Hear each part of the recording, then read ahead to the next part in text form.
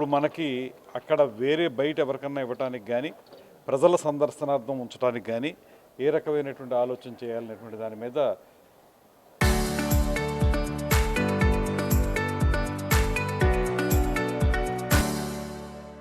కూలంకషంగా చర్చించడం జరిగింది. దాంట్లో మనకి అక్కడ అవైలబుల్గా సిఆర్జెడ్ రూల్స్ వీటిని దృష్టిలో పెట్టుకుంటే అక్కడ హిల్ టాప్ మీద ఒక 2400 స్క్వేర్ మీటర్సు, అదేవిధంగా కిందకు వచ్చేటప్పటికి ఇంకొక 2400 స్క్వేర్ మీటర్సు అవైలబుల్గా కనిపిస్తుంది సిఆర్జెడ్ రూల్స్ని పాటిస్తూ ఉండగా.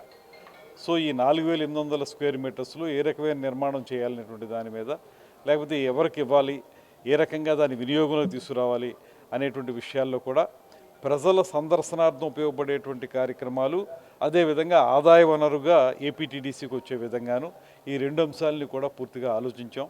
దాని మీద ఇవాళ చర్చించి దాని మీద ఒక నిర్ణయం తీసుకునే ముందు పూర్తిగా ఏవైతే ఆచరణాత్మకంగా ఉంటాయో ఆ విషయాలన్నింటినీ కూడా ముఖ్యమంత్రి గారికి నివేదించి ముఖ్యమంత్రి గారి సలహా తీసుకుని క్యాబినెట్లో పెట్టి దాన్ని ఆమోదించడానికి ఓ ప్రయత్నం జరుగుతూ ఉంది. ఇక తుది నివేదికని పూర్తి స్థాయిలో నిర్వహించుకుని ఆ నివేదికని ముఖ్యమంత్రి గారికి సమర్పించి ఫైనల్ నిర్ణయం తీసుకుని ముందుకెళ్తాం. దీని మీద ఎటు కూడా మనం దీన్ని ప్రజల పబ్లిక్ డొమైన్లో పెట్టి చేయాల్సిందే.